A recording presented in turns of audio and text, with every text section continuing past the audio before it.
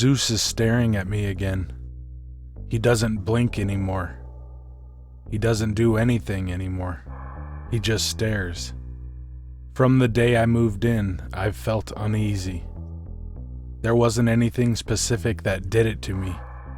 Not that I could zero in on. I just had this feeling that something was pulling me out of balance. The sun almost never came out here, so I figured it was that. At night it got worse. I got into the habit of pulling the curtains of any room I was in. I had this nagging feeling that I was vulnerable. I didn't think I was being watched, or maybe I did. Whatever was going on, it was new and strange, and I didn't know how to cope. I was a city boy in the country, and was probably feeling the jitters of taking on a mortgage. This house was too big for my needs. It's almost as empty now as the day I moved in. Zeus. Zeus is my best friend, or was. I don't know what he is now. We had 3 great years before this place. He never left my side. Now he blocks my path. The day we moved in, he went for the shed. He used the same cadence on the shed that he did for the mailman, or an unexpected guest in the city. It was a mixture of bark and howl, half for warning and half calling for backup.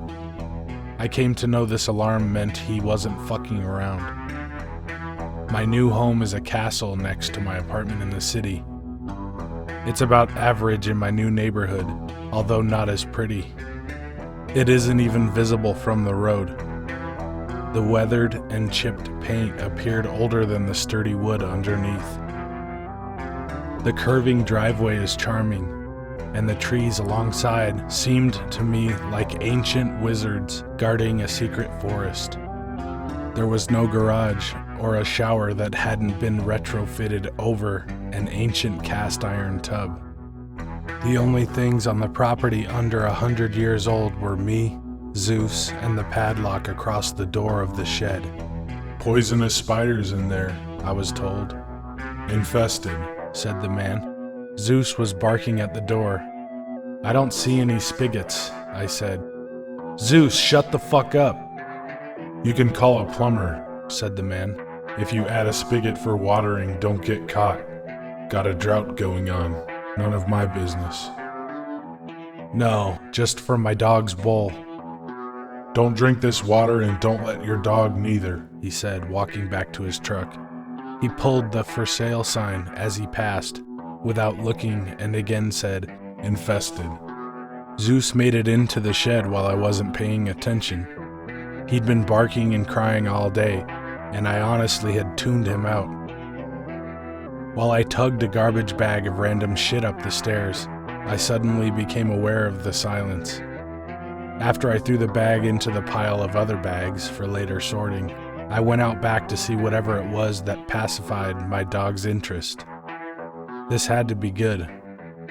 The bottom plank of the shed door had been torn away, just enough room for a full-sized German Shepherd to squeeze through. I bent low and shined a light in while calling his name, but he wasn't in there. Didn't seem like much of anything was in there. I called and called his name. I hiked back into the property until I was knee-deep in mud and shrouded in thistles. I drove up and down my street crying his name, but nothing. I gave up about 2 a.m.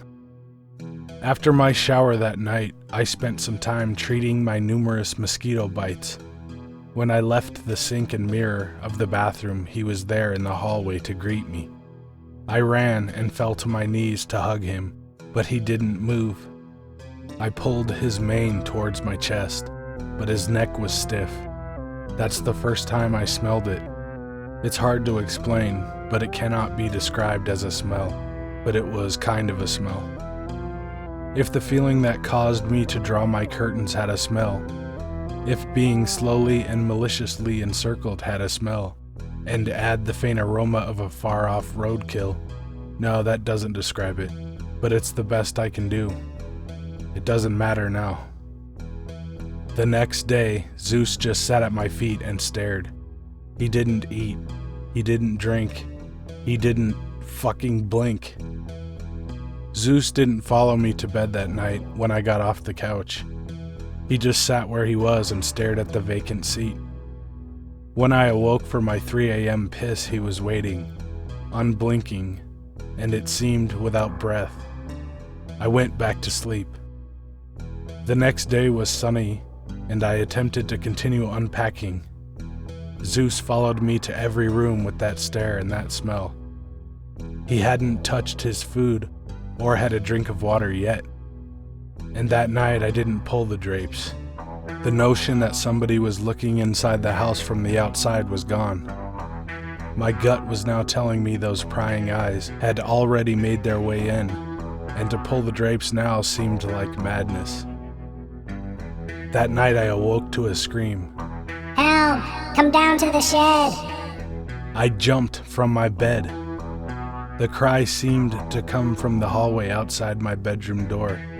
It was a woman's voice, but it was only Zeus who greeted me. The day after, I awoke with Zeus begging for a walk. He had never done this before. He was there, leash in his mouth, eyes unblinking and focused on me. I hooked up his leash and he pulled me down the stairs. Down the stairs, through the kitchen, across the yard, and stopped with his nose against the door of the shed. The ancient wood that enveloped it trembled almost excitedly. I dropped the leash and ran to my room. Zeus followed and sat in my doorway. Hurry, hurry! Said the voice from behind the teeth of my dead dog. Come to the shed!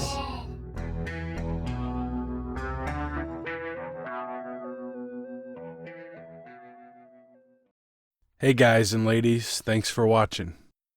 If you want me to tell your story or read a creepypasta, email me at the address in the description. Ripley, do you want to add anything? Oh my God, that's horrible. What have you been eating? Are you just gonna sit there and stare at me, or what?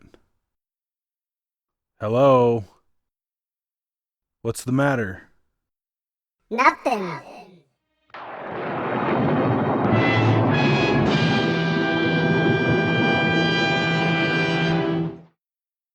Be good to animals, even people. See ya. Já, snemma, bergsbus, hreish.